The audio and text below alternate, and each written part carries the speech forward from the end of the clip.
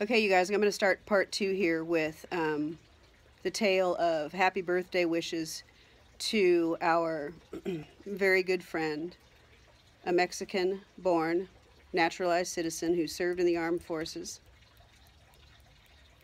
We would like to wish you a very, very, very happy birthday today, honey. And the conversation Russ and I were just having was, do I send birthday kisses? No hugs. Hugs, excuse me, birthday hugs? And I said yes. And he said, or do I jump out of a cake? And I said, whatever you want to do, honey. So Delia, if I were there, you know I'd come up and I'd grab you right in the butt. And I'd plant a big wet one on you. Happy birthday and thank you. Thank you for what you have sacrificed for this country. So, on to part 2. Daddy, where were we? Part 2. Yeah, where'd I ended up, oh, the card, right? The card, gave the card. So, okay, so, or I bought the card. So, I really did want to talk to, Sister Grifter wife, but she never appeared. I have no idea where she was. You know, whatever. Was she calling Ammon's attorney? I don't know. Was she setting up a grift account? I don't know. You know, I have no idea where the hell she was. So I was sitting around. You know, part of the reason I've told you guys I went down there, or maybe I might have scrubbed that video because it was too shaky.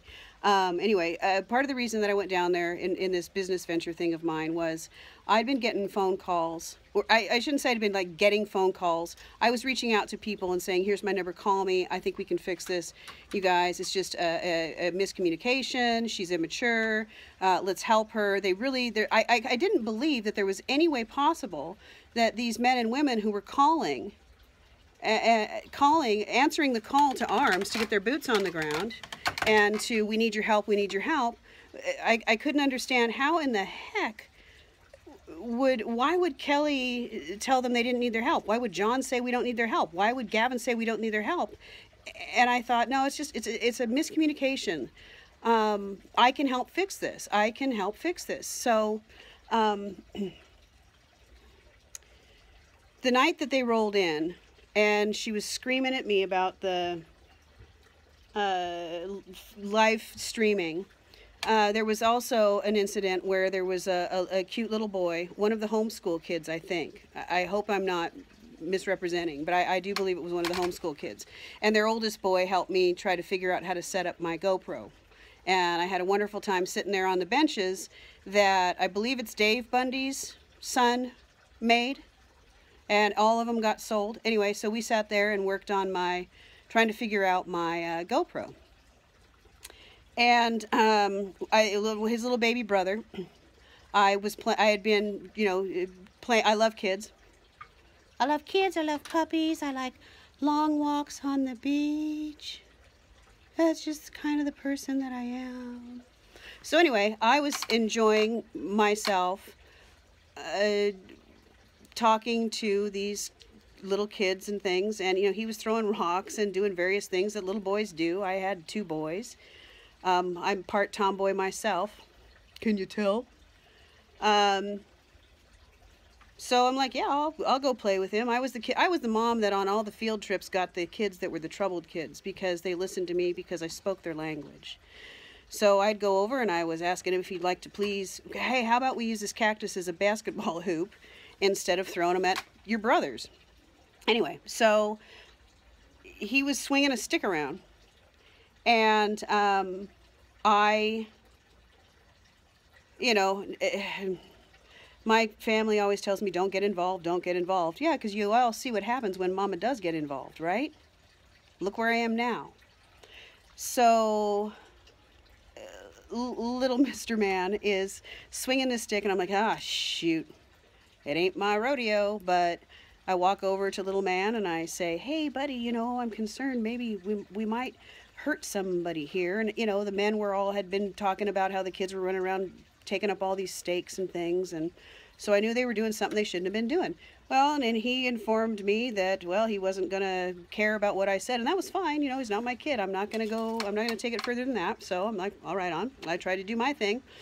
And I'll watch for somebody to get their eye poked out, and I have enough experience with bad wounds that I could have taken care of it, and I would have gotten the kid to the hospital. So I figured, I'll sit back and I'll see what happens.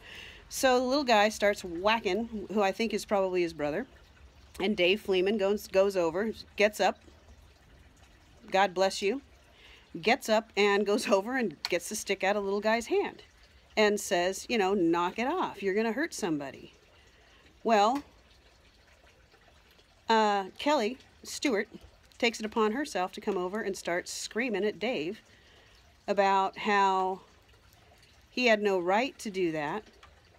How don't you dare scream at other people's children. And I'm sitting there thinking, and I think I did say, well, oh, and she also said that he'd psychologically damaged the kid. And so my comment was, well, sure the hell beats a trip to the emergency room with somebody's eye poked out. So I told one of the other women I was going to go find the mom, because she was over by the big dumpsters and the porta potties. And I think I don't know if they were constructing the second cage thing at that time, shower stall thing, but she was over there and I knew where she was. So I went over and I said, hey, rock on, no big deal. Mothers of sons, we get it. But I want to make sure that your kid's safe over here, because Kelly's butting in where she doesn't need to be butting in. So, and she's apologetic and she's saying, oh my goodness, I'll have a talk with him. And I said, you know what? No, that's not what I'm here for. I want to make sure that your kid's safe and it isn't involved in the middle of some mess. So she went over, got her little pickle, and I saw them sitting out in the dirt and having a nice conversation, and that's the way it should have been handled. Not having Sister Grifter wife coming in and informing people they weren't to do that and they weren't to scream at people's children. Well, I'm sorry, honey. Grow up. Grow up. Apparently you haven't been in an emergency room yet with somebody who's extremely wounded, as many of us have, through stupid accidents like that. So anyway, I'm still chalking her behavior up to immaturity, as you can see. As you can see, I'm still giving that person the benefit of the doubt. So, let's see, so that night I left, I went back to my hotel. I switched out of the hotel where the first night that Rocky and Neil had come over and taken a shower, because if those of you who were paying attention, when I whipped back the covers, if y'all recall, I told you there was a little protein and some hairs in the bed. So I switched hotels. So I was over at another hotel, went back to my hotel, so that I got the card, yibbity yabbity hubba, right? So thanking her, and so got the card. But I just wanted to throw in that other incident that happened before, the other thing that had happened with the stick, because I think that's pertinent. I think that that's something you need to know. So I then go back out. I go out to camp. I'd gotten the card. And, oh, we're all sitting around. Okay, so we're all sitting around. This is why I had to tell you about the stick incident. I'm going to bring it back around, I promise. So we are sitting around, and there are many of us who are gossiping about Kelly and her behavior. And as you recall, I told you that part of the reason I went down there was to try to fix this sort of thing. But after having witnessed what she did to me, and she'd done other things to me, and I'll tell you guys about that stuff too, because I think it's pretty doggone funny. Once you know my personality, and I'm going to tell you the things she said to me. Anyway, so we're sitting around, and people are, talking about the way she had behaved with the stick incident, the coming in and barking orders, telling us all when we could live stream, what we were allowed to do, all this kind of stuff, treating us like a bunch of damn 4-year-olds. Well, I'm sorry, ladies and gentlemen. I've earned every wrinkle. I've earned every gray hair. I am not a 4-year-old child to be handled, if you will, by some demon. So, I didn't want to be there anymore. I was getting sick to my stomach. And Gavin was sitting over at one of the tables, the table that he stuck his camera on to when he was gaslighting Rocky. After I'd left, he was gaslighting Rocky. You all saw that. God, you are such a pathetic, pathetic excuse of a man. So anyway,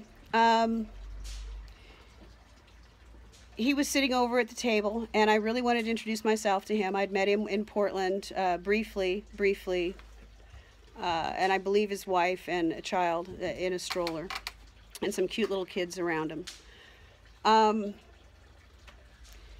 And I also wanted to talk to him about coming in on my business venture with me, because again, I figured he had the facts and knew what he was talking about. I just figured that he was immature and didn't know how to communicate. And I thought, well, I can communicate. I know how to talk to people.